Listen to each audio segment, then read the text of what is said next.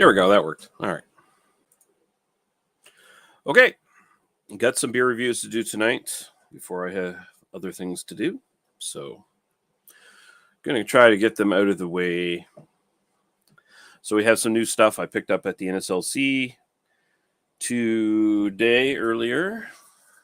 And it's actually surprised. A lot of stuff wasn't kind of listed on the NSLC website. So anyway, got a new one from Tatamagouche Brewing Company. New to me anyway. I don't know if this is like something new that they've just come up with. I will say like their color scheme for their can is different. Usually it's a brilliant like orange, and then that would be black and that would be white or whatever. But they've got a more of a peach color, I guess.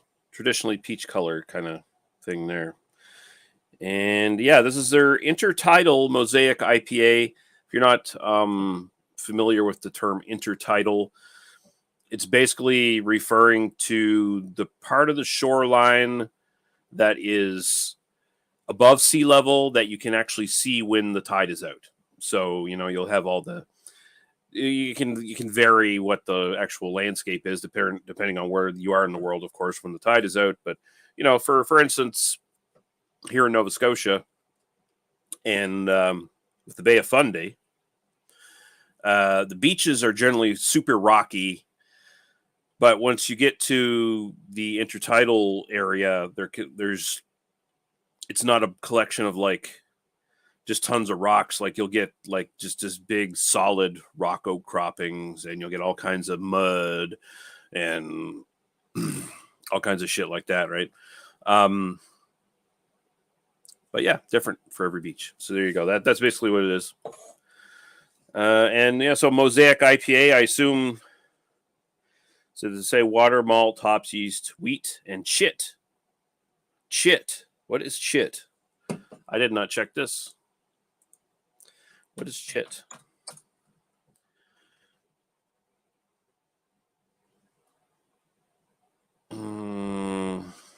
Chit in beer.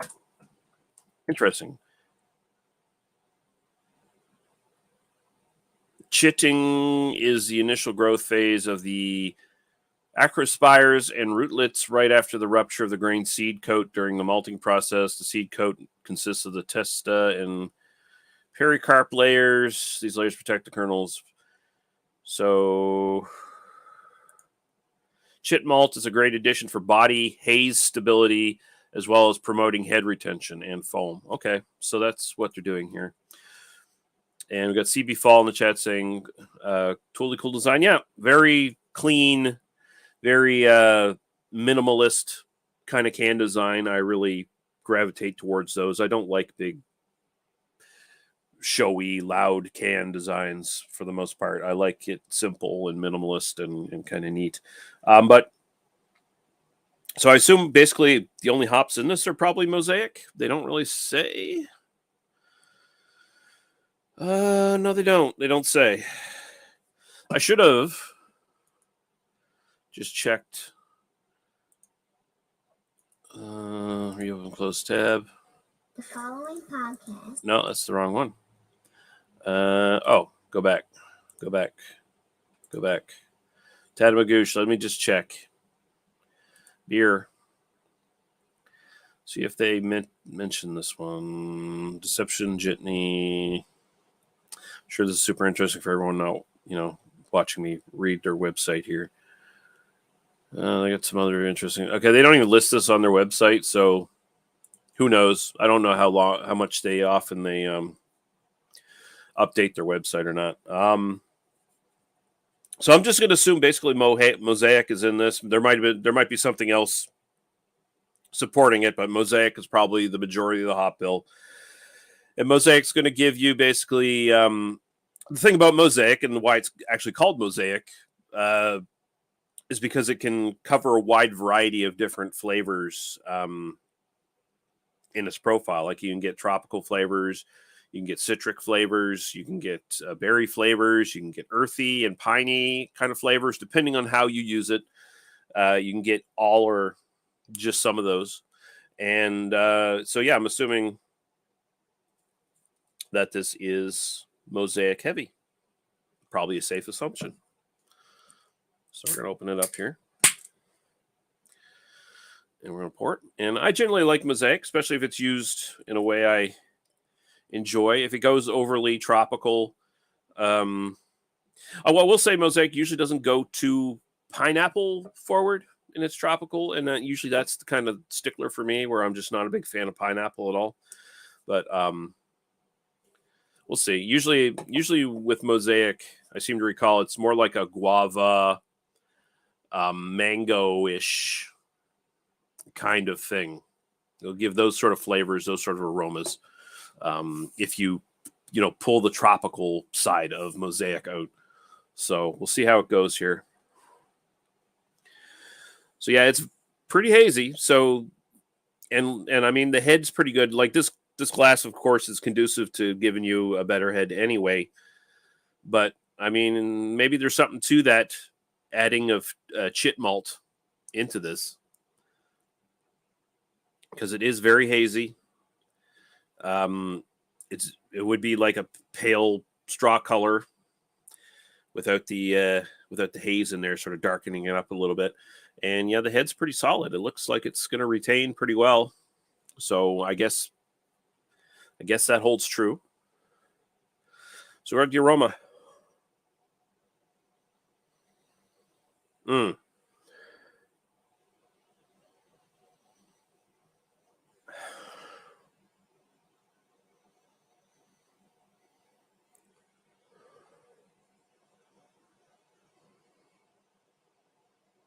Okay, so I'm getting kind of a sweet berry and sort of a mango guava kind of thing going on here. So they are implementing the sort of tropical elements in here, but like I said before, it's generally the mango guava side of things, so I can take that fairly well.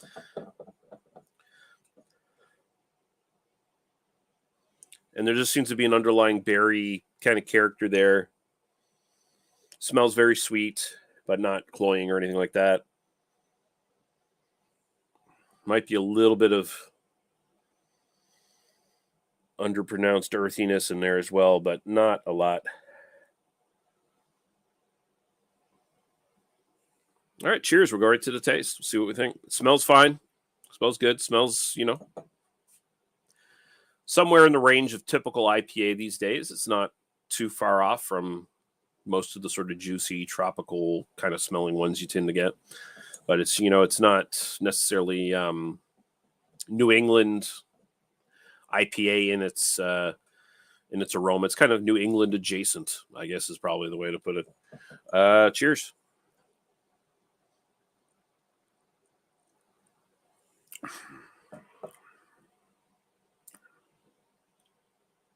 All right, this is good.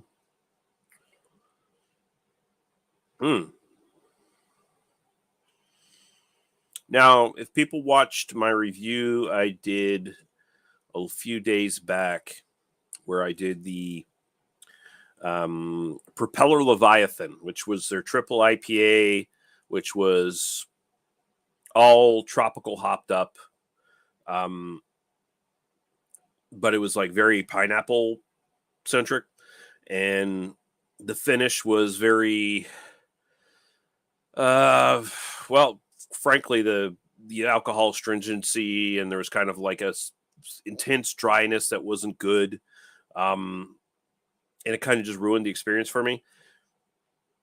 This is way better. This is where something like this kind of needs to be, and then and this is a little bit similar in the sense that it is also a tropically, more tropical centered kind of hop character to this and flavor profile overall.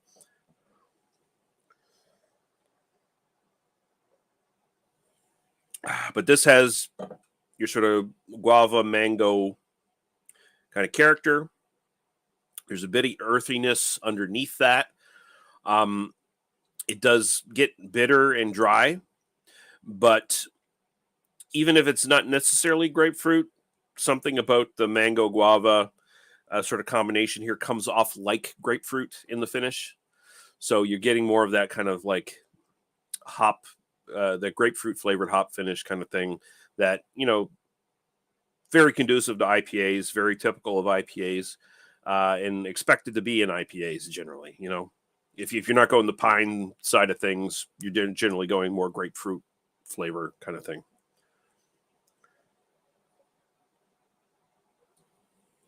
We got avoiding chores. Jim's here in the old chat. Hope you're doing well, sir, you and your family. And he says, haven't tried it yet. You got it at the NSLC? Yes, I did. Just saw it today. Slightly different color on the can there, Jim. It's a sort of a peach color.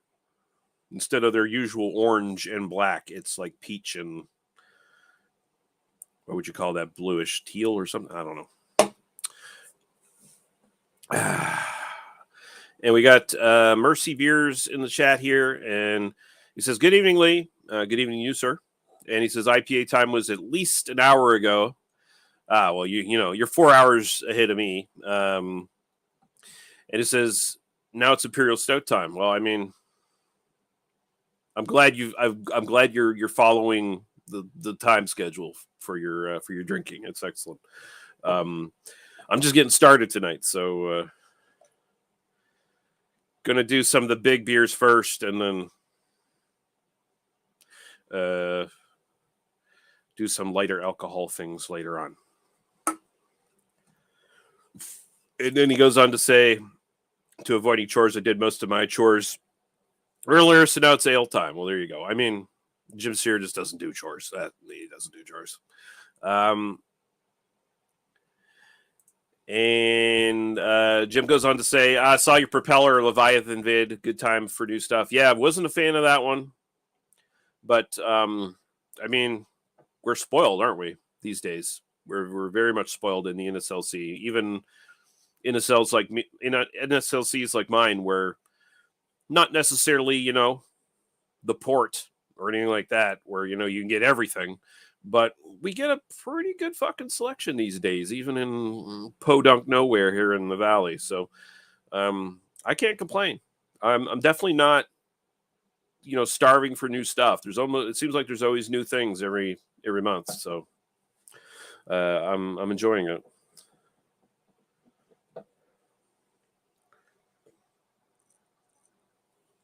So yeah, this finish is way better. It's not off-putting. It's not chalky, dry bitterness or anything like that.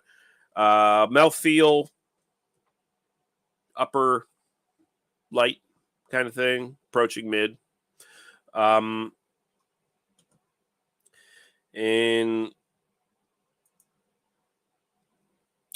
Mercy Beer says, noticed Canadian beer people appear to be dominating beer Twitch. It's very odd, but also very polite and oddly sexual, he says. Beer Twitch. Okay, I didn't realize there was beer reviews on Twitch. So, But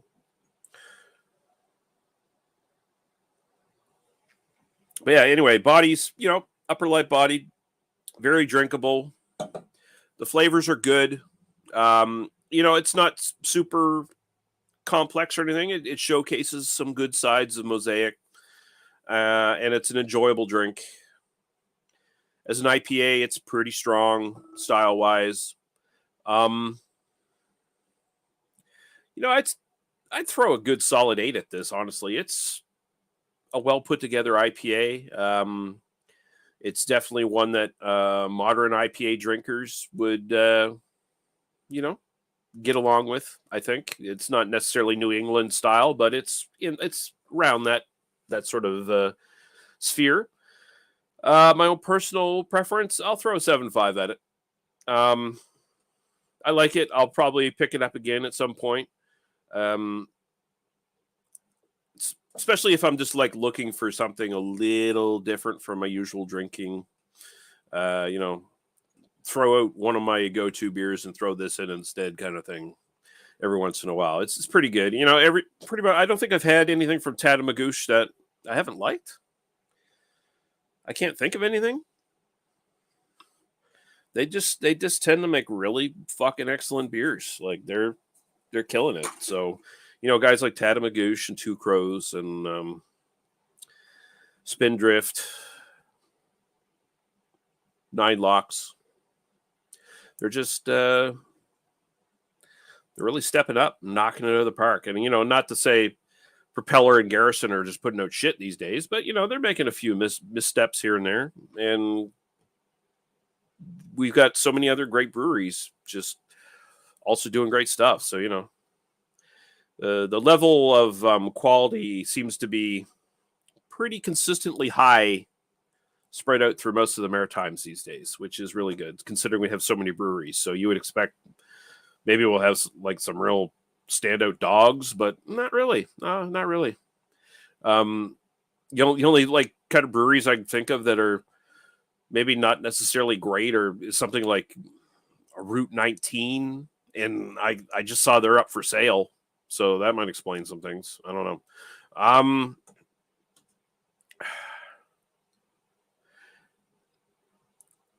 And let's see. Mercy Beer says, indeed, games and ale reviews intertwine. Okay.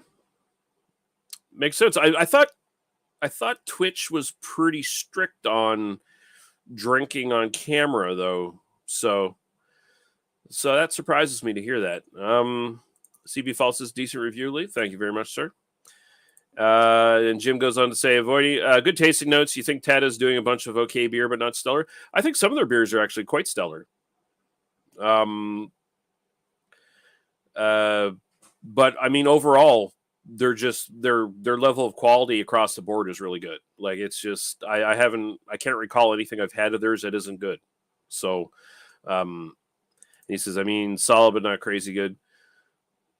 Yeah, Route 19. I don't know if you've had any of their stuff, Jim. Some of their stuff did show up in the NSLC and is still in the NSLC, I think. But I just saw a news article where their whole thing is up for sale. Their brewery, their ale, it's a brew pub basically. It's got like a 3-story building, and there's like 3 bars in it on each level, and it's got their brewing equipment and all that shit in there as well, and it's got full bar layout, and it's kind of like a modern publican house kind of thing. Which, by the way,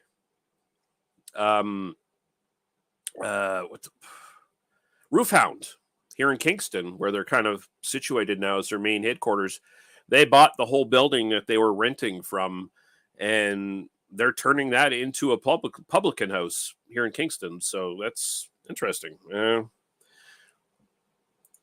And now Mercy Beer says, Lee, are you supporting Canada or Wales during the World Cup or abstaining due to the horrific human rights issues?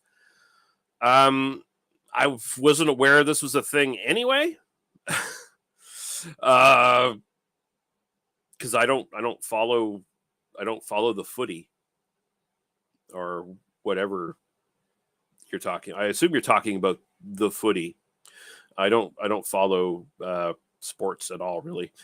But I definitely abstain if there's some horrific human rights issues in there as well. Yeah, unless they're the humans I don't like Nazis. Are we abusing Nazis? If that's what's going on, then I fully support it. And then Jim says, "Oh man, World Cup politics." I don't know. I don't follow professional sports. I don't have time for that kind of stuff. If that's what you're into, that's cool, but not for me. So yeah. So what did I say? I said 8 for style, 7.5 for my own personal preference on this, and that's going to be this review. I'm going to be back in, I don't know, say 20 minutes, and I still got what?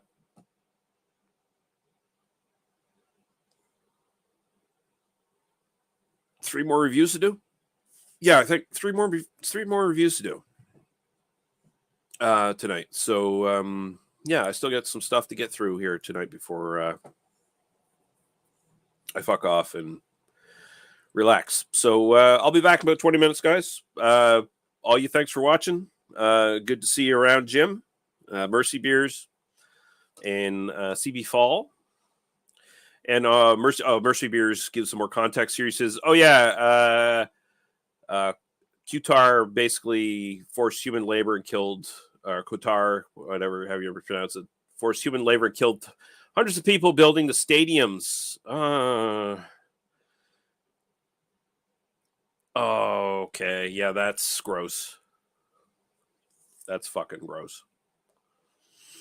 Yeah, no thanks. I'm never in favor of people taking basically blood money from oppressive regimes that are, crushing human rights left and right. Like I'm not going to sit here and say that Western companies are necessarily not dirty. We got plenty of like imperialism problems and shit from us first world countries, quote unquote. But yeah, no, that shit, no. Doesn't work for me, brother. All right, I'm gonna fuck off. Hopefully see some of you guys in about 20 minutes time or whatever. Cheers.